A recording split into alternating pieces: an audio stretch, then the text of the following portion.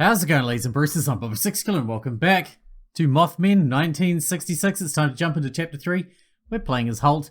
Lee's definitely sus, and Victoria's pretty... Actually, they're all pretty sus. Everyone's sus. Let's go. Let's go. You've known Lou Hill for a few months now. Lou Hill isn't that sus. The first time you talked to him was at the Moose. Lou was looking for information about some unusual lights in the sky. Nobody would talk to him. Before going to the restroom, he went over to his table and suggested he buys people a drink first. When he got back, Lou was already talking to Rick and Stella, their tongues sufficiently loosened. Lou raised his glass in your direction and smiled. Although it wasn't you who gave him the nickname, you still feel a little guilty. Since that night, most locals refer to him as Lou Refill Hill. Nice.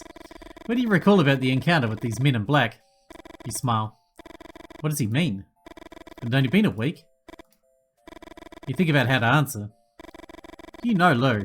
He loves asking questions. So you're going to tell him one thing and one thing only. No follow-up questions. Okay. Tell them about how one of them bid a card. One of the men in black bid a card and told me not to tell anyone about their visit.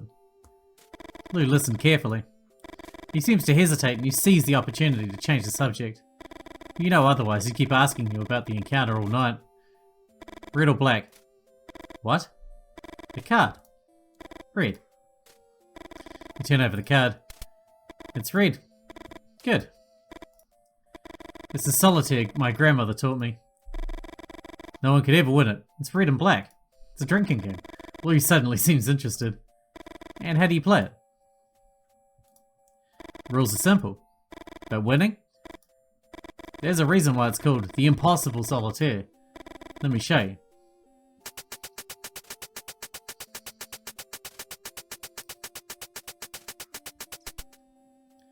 The objective is to move every card from the board to the discard pile. You can move any card whose rank is one higher or one lower than the topmost card in the discard pile. So let's say there's a 5 in the discard pile.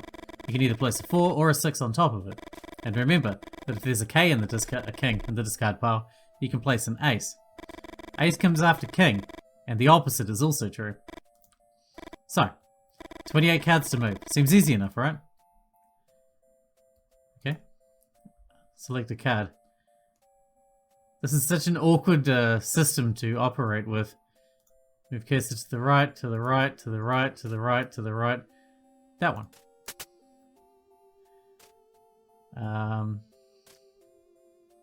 Okay, turn over a card. When you're stuck, you can turn over a card from the stock to the discard pile. But to turn it over, you need to make a bet first. Black or red. Which one's it going to be? Lose the bet and you lose the game. The son of a bitch is almost unwinnable. Black. Fuck. Oh, for fuck's sake. New game. God damn it. Now you're gonna have me hooked on this thing.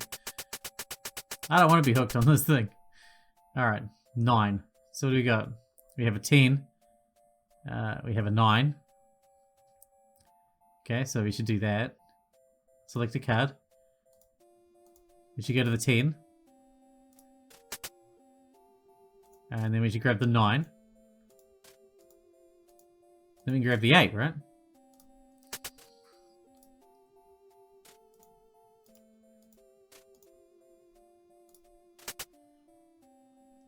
And then we're stuck, I guess. Alright, turn over a card. Black. Okay, good. 4. Select a card. This is my last attempt, though. I don't want to mess you around with playing this game forever, although it does seem quite fun. But I am crazy. So it could be that, too. Okay, turn over a card, then. Red. Yes! Select a card. To the right. To the right. Queen? Man, I was hoping we'd get like, I don't know, a jack or a king. Something we can work with. Turn over a card. We got so many 6s. Red. Fuck! Alright, fine. I'm done. You hear barking from the back of the station. Trent. When they brought him in, they told me his name was Chase. Fuck it, it's Trent for me. You know Trent, right? From the Moose? Tall, prominent belly and a scar parallel to the growth of his beard. You laugh heartily. Blue Hill might be a bit of a pain in the ass, but no one can deny that he was good with descriptions. You think about that book he's given you. He signed it and everything. Where'd you leave it? I call him Trent because he barks like Trent on open mic Tuesdays. Come on, let's go to the garage. And see the machine gun?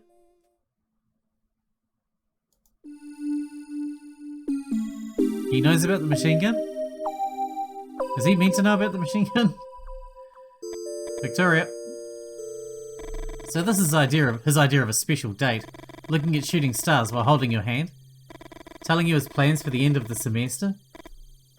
You can't stop thinking about the raw strength of the hug from a minute ago. Or how he scared the coyotes away by yelling and throwing stones at them. You think about your friend May. All those dark fantasies she told you about. But holding hands like this, smiling and talking and looking into each other's eyes, feels like giving up, doesn't it? You know you're to blame too. Aren't you playing the perfect girlfriend role? Don't you make eyes at him? Don't you say love whenever you call him? So this is it? Is this it, Victoria? Is this what you want for the rest of your life? Why don't you make up your mind just for once? You think of May again, of those women she'd claimed to know who could have solved your situation using a coat hanger. You wouldn't be the first or the last. The dog barks like a maniac and you appreciate the distraction. A mixture of guilt, anguish and apathy takes over you. And now what? Why is he looking at you like that? Why does he say anything? Has he asked you a question? Ask him to repeat the question? I said it. If you're excited about the Doors... Sure. Of course you're excited. The Doors, Victoria. Freddie told me that they're about to release their first album, and it seems that they'll be playing in New York. Are we going to see them live again then?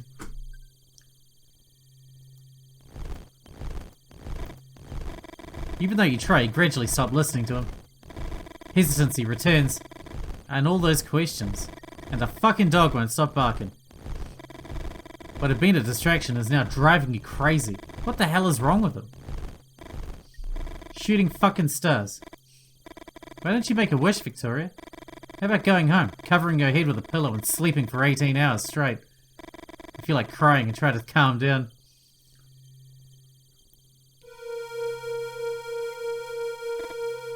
Those eyes. That creature you thought you saw in the treetops with Lou's binoculars. Had it been real? Not just your imagination? Vic. You know what? I'm tired of it already. Exhausted. I've been trying and trying for more than 10 minutes. Can you tell me what's wrong with you? You stay silent. You need to think. But Lee's right. It's not fair to either of you. With so much noise, it's impossible for you to concentrate. You know they're all excuses, though. Winged monsters don't exist. It's just your brain desperately trying not to focus on what's important. The sudden scream chills your blood, and silence takes over everything. At least the dog's not barking anymore, I suppose. Do we get to play as the monster now? That'd be pretty cool. That'd be cool. No, halt. Never mind. Have you met Lee? Tall guy with the blonde girl? He made xerographic copies of some docs I've used to assemble this beauty. Where do you get the docs from? You bite your lower lip. Do all writers ask so many questions? Lee works at the university, in the history department. Lou adjusts his glasses. You don't know why, but that gesture irritates you. The Winans don't work like a normal machine gun. Normal machine guns use gunpowder to fire projectiles. Do you know what the Winans use? Centrifugal force. Interesting. Lou repeats the gesture with the glasses. Today Lee brought me some Ketchum grenades. Do you know about Ketchum grenades? Ash Ketchum grenades? Lou shakes his head and readjusts his glasses for the third time in less than 5 minutes. You take a deep breath. Tell him about Ketchum grenades. Although you can't stand Lou Refill Hill's tick, you enjoy talking about your collection of Civil War weapons. Ketchums are similar to footballs in shape. They have to land on their nose to explode. They were highly inefficient. In Port Hudson, for example, the Confederates used sheets to catch them without exploding, and then threw them back at Union soldiers. Lou was about to say something when you hear a scream that makes your blood run cold. You grab the shotgun without thinking twice. It's coming from the back. Come on. You don't have a good feeling about it. Something's not right.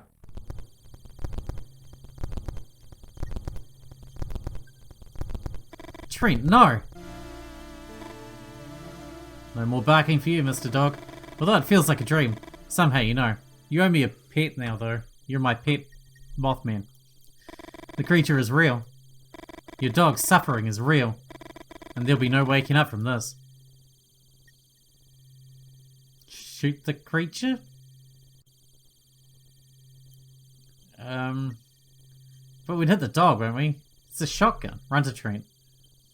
You hear the muffled moans of your dog, and the fury blinds you. You drop the shotgun and grab onto the chain. Son of a bitch is gonna strangle Trent. Ask the rest to help you? Come on, hurry. But before they arrive, you feel the pull, and the floor disappears under your feet. Oh man, I'm not staying. Release the chain. Halt! You know you should hit the floor soon. Don't move. Listen to Vic, Holt. Her sister's a nurse. No bones seem to be broken. My dog. He was annoying anyway. Victoria and Lee help you to your feet. Lou doesn't take his eyes off the winged creature for a single second. He let go. He just let go. What?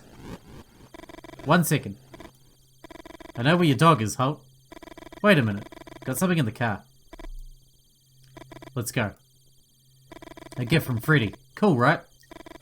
You try to get up, but you feel dizzy and stumble. Victoria gives Lee a disapproving look and helps you to keep your balance. Follow me. Thanks. You would have liked to smile at her. After all, Victoria just wants to help. But I can do it by myself. You get your rifle and walk with the rest into the blackness of the forest. We should go in. That direction. No. I think we should go that way. Lee? Now what? The place where Trent fell. I've calculated it by projecting the point where the creature dropped it on this map. You've calculated? You've calculated, you say? Weren't you a writer? Though you don't mind him. Do what you want. Constantly checking the map, Lou leads the group on. We should be close. There. Your heart is pounding. Please. Compress his chest. Use both hands, just like that. How curious. Did you know that the cardiopulmonary resuscitation procedure was discovered by Dr. Knickerbocker while he was trying to save a dog? As he speaks, Lou carefully examines the tops of the trees. Is that true? It was at Johns Hopkins University. Victoria rests her hands on yours and moves her head from side to side. You stop pressing and a few tears roll down your cheek. The interesting thing is what happened to the dog afterwards. Shut it, Lou. Lou adjusts his glasses. You look at Victoria. You're too afraid your voice would break to say thank you. Why'd you run when I had Trent by the neck? Why didn't you try to blow its brains out? Deep down you know that that's just the guilt talking. And that maybe there was nothing you could have done differently to save him. Lee, have you seen Lee? You stand up and look around. Lee's gone. Dun dun dun.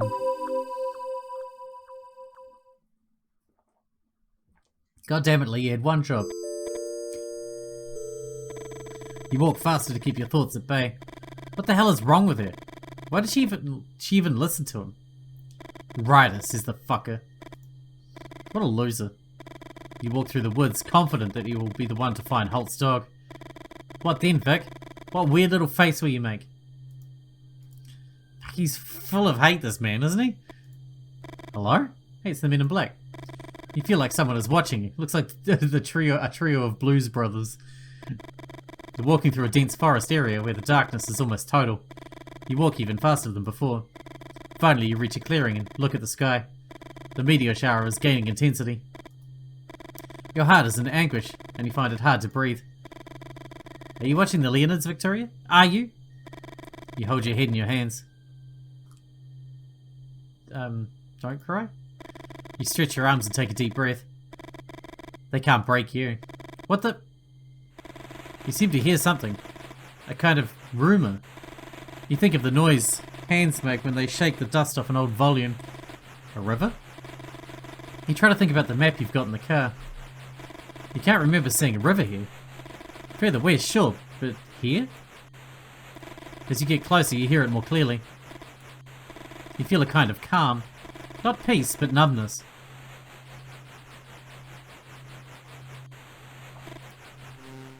Suddenly, the whitest light you've ever seen floods the ground.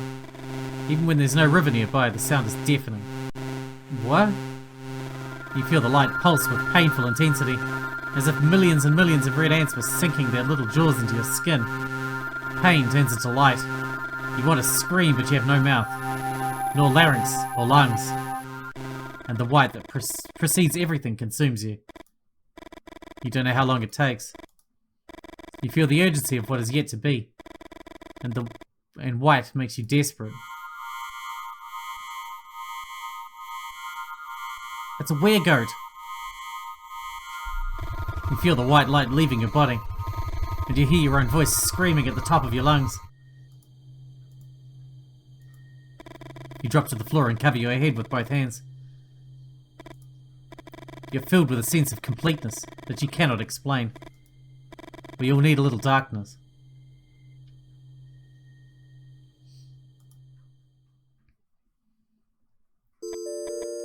Okay. Lee! Where's that idiot? Calm down, Victoria. Lee knows how to take care of himself. Holt's right.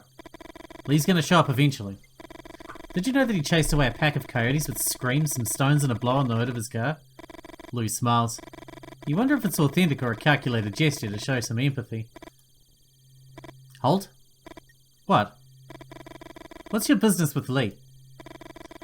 Holt looks at you for a few seconds before answering. You think of one of the computers at the campus, the IBM 7040. You know what it's called because you once wrote a poem with that title. Holt is like that computer. From the outside, it's impossible to tell what it's evaluating before giving you an answer. I shouldn't tell you anything. Holt lowers his voice. But you shut Lou up back there. And I'm going to make an exception. Holt tells you about Lee's business.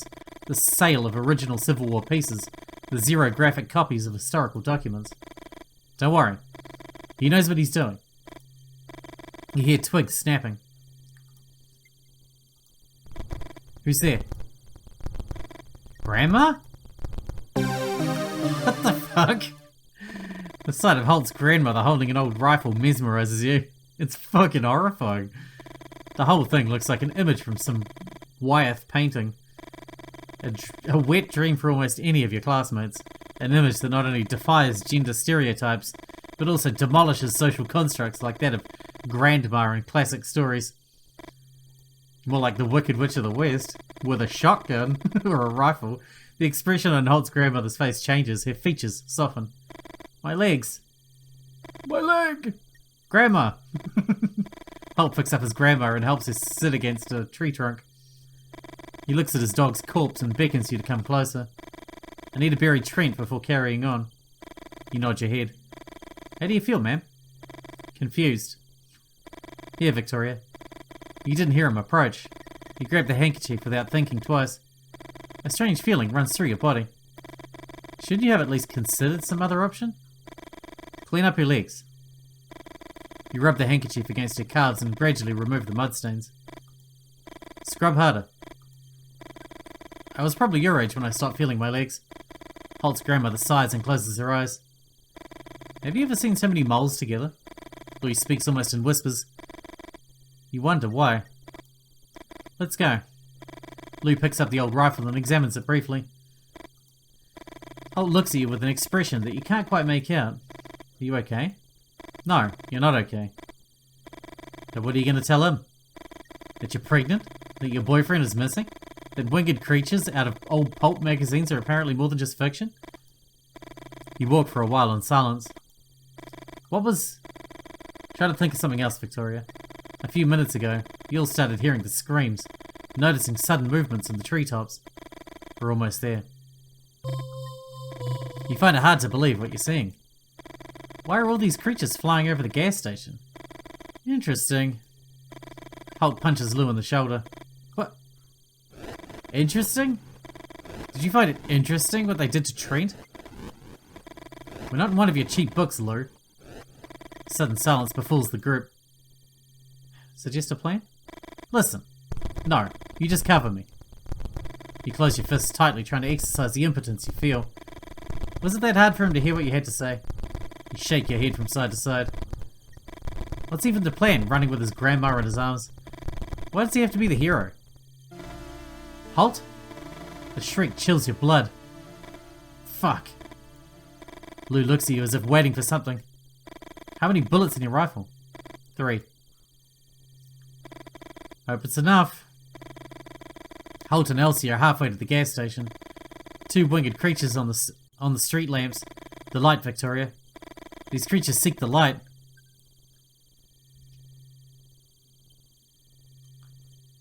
Tell Lou to take aim. Aim for the lamp on the left. 3, 2, 1.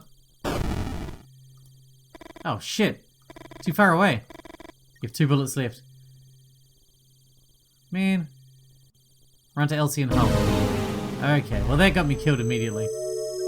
We only have 3 bullets, but we have 4 lampposts. And I can't shoot the one on the left.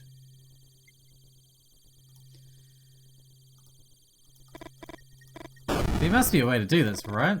Surely.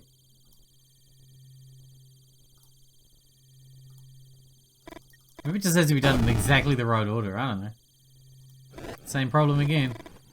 Now I can shoot this one, and then we'll automatically run and die.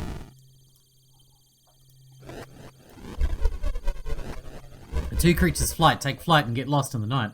What? So you do just have to do it in the right order. All clear. Help me with Holt and Elsie. And let's get inside fast.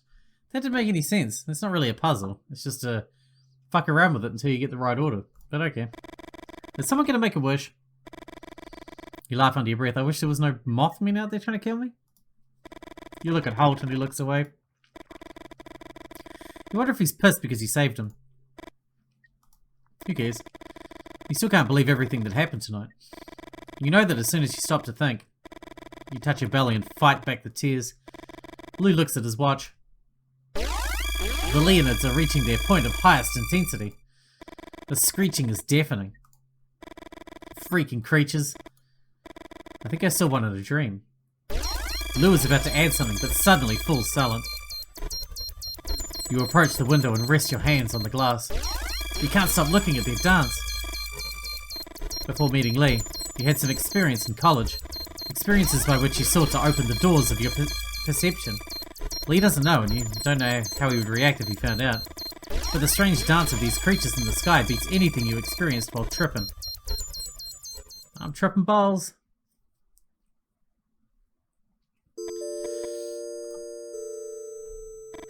They called him the Javaro of the hills. What he did lacked a ritual component, sorry. It had nothing to do with the taxidermy business, even less with mummification. His shrunken animal heads were art, sold as collector pieces.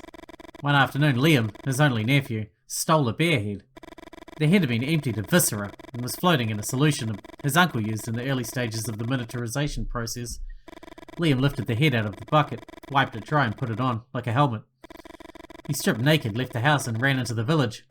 Liam entered the church in the middle of mass, screaming at the top of his lungs, waving his arms up and down as if he were clawing. One of the congregation members pulled out a gun and shot him. You remember the sheer terror you felt when you saw the bear man running towards the altar. This is worse. Worse? Worse than what? Nothing. You don't feel like retelling something that you already went over in your head. What about you, Lou? I guess you heard some things, right? Lou adjusts his glasses. Stop doing that. Lou Refill Hill. You think I don't know what they call me in town? It may be true that some people make up stuff to get a beer, but imaginations have limits, and in the long run we tend to rely on real experiences when telling a story. Mothmen. They're somehow related to the Leonids and the gathering of all these creatures. Maybe he's right, and all the creatures outside started to appear after the aerial dance of these Mothmen. Check on your grandma, I should do that. Grandma? Better? What are those shrieks, love? It's painful for you to see how confused she is. 1 second. You turn on the radio. Static.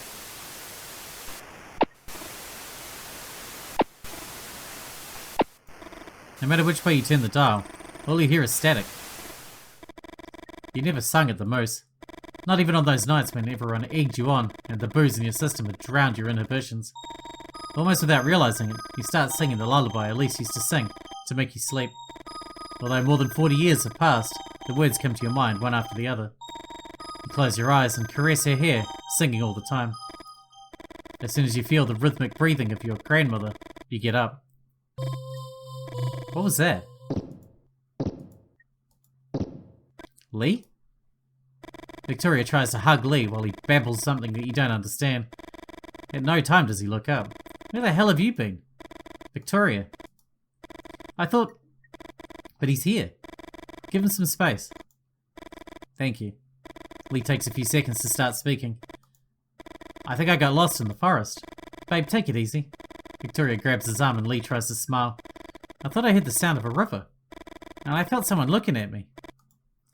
After walking for a while, the noise was deafening. But there was no river. Lee starts to cry. Victoria tries to calm him down. As soon as he regains his composure, Lee keeps talking. And then came the white. I don't know how to explain it. It was as if I could see everything and nothing at the same time. And a goat looked up at the sky and to watch the shooting stars. It stood on 2 legs like this, you know? Just like us. What the hell is going on? I think the time has come. Let me tell you a few things. Lou clears his throat and begins to speak. Although he can't stand his tics or his false dramatics, you want to know what's going on. The Leonids occur every 33 years.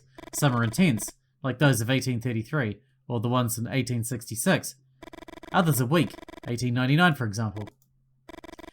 And those are the ones we have records of. You notice that Victoria grabs Lee's hand.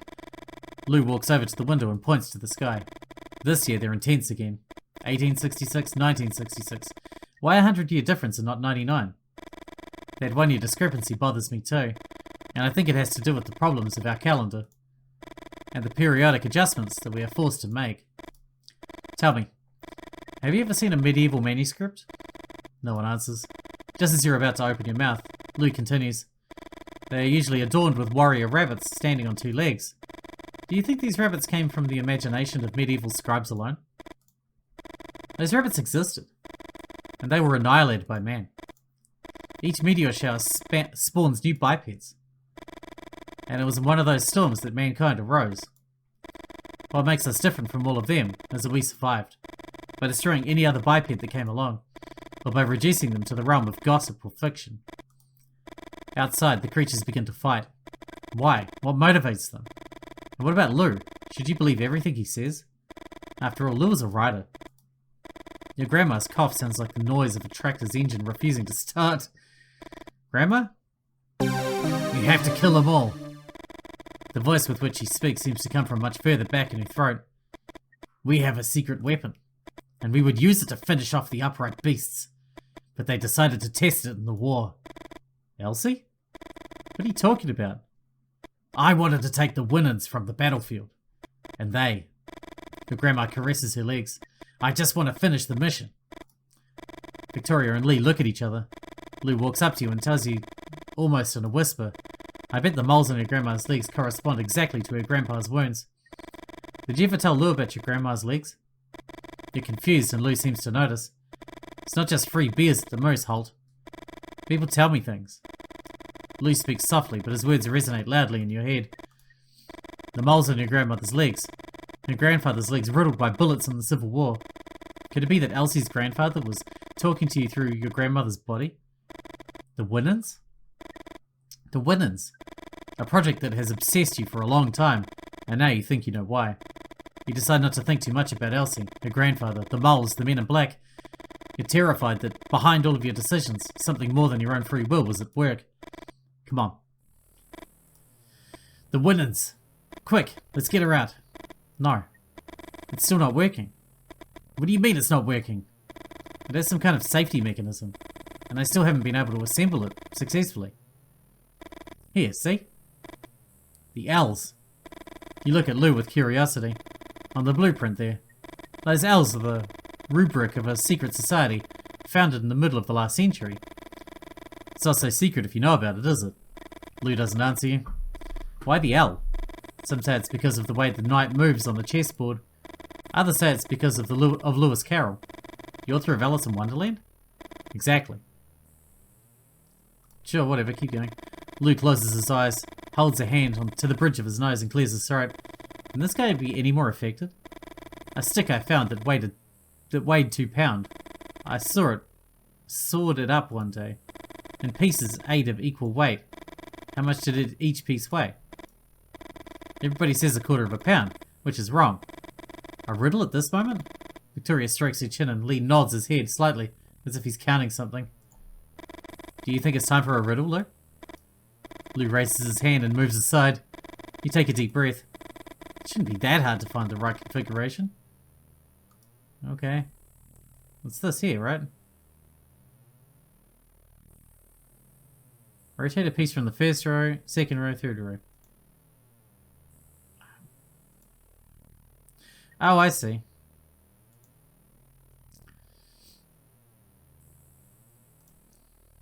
Okay, this could take a while, so I might just cut here and bring you back once we've figured it out, you know? Is that right? Test. There you go, that wasn't actually that bad at all.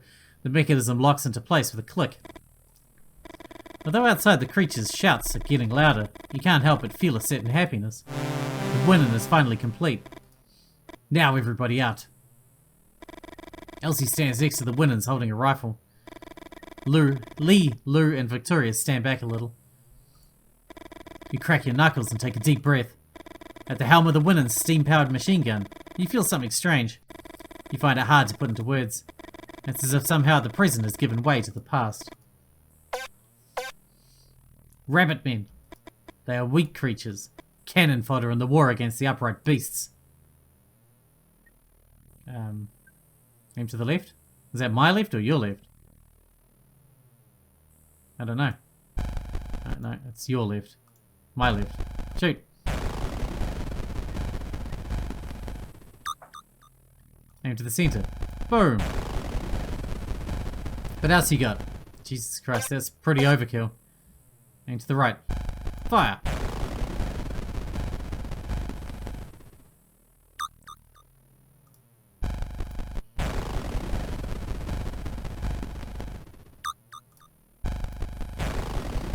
Cool. So it's like a railgun, it just takes out everything in a row. Beware of the dogmen. There, behind the rabbit men. The dogmen are more resistant than the rabbit men. And if you hurt them without killing them, they get mad. How am I going to hurt them without killing them? Okay, he's mad.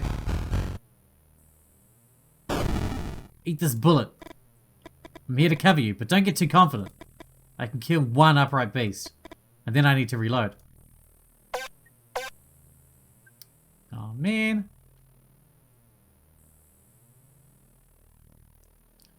Hey, where are you going? Fire.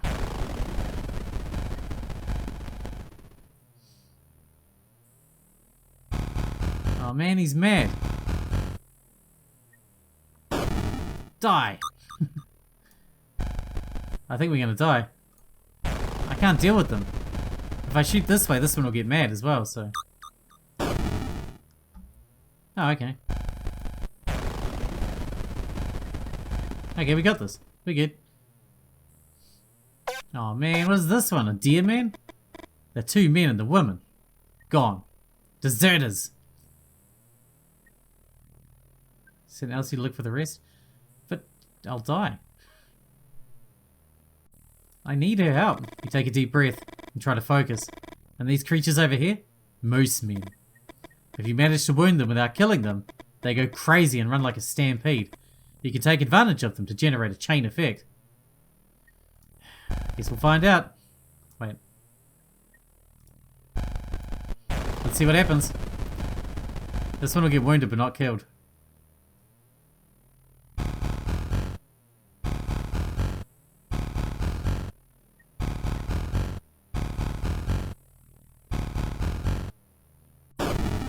Nice, good one, lady. Oh man. That's too many. Fire. Are we gonna die? I think we're gonna die.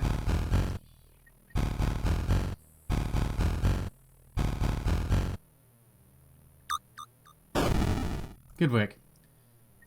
Alright. You shake your head from one side to the other. You know that Lou was the first to leave, and the helplessness eats you up inside. Go look for them. But if we're gonna fight here, we fight together.